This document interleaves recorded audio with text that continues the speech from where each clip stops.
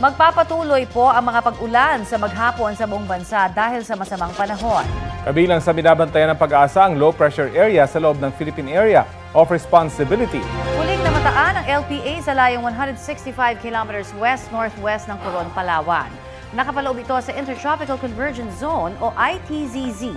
Magpapaulan po ang LPA sa Bicol Region, Mimaropa, Quezon Province, Rizal, Laguna at Batangas. Habang ang ITZZ naman ay magpapaulan sa Metro Manila, Southern Luzon, Visayas at Mindanao.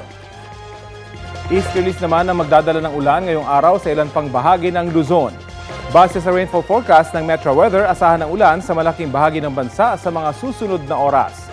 Posible ang heavy to intense rain sa ilang lugar na maaaring magdulot ng baha o landslide.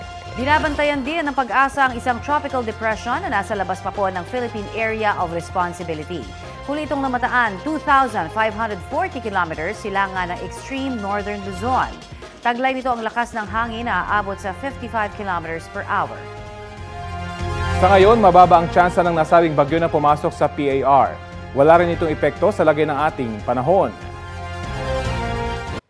Kapuso, para sa mga maiinit na balita, mag-subscribe sa GMA Integrated News sa YouTube. Sa mga kapuso naman abroad, subaybayan nyo kami sa GMA Pinoy TV at sa www.gmanews.tv.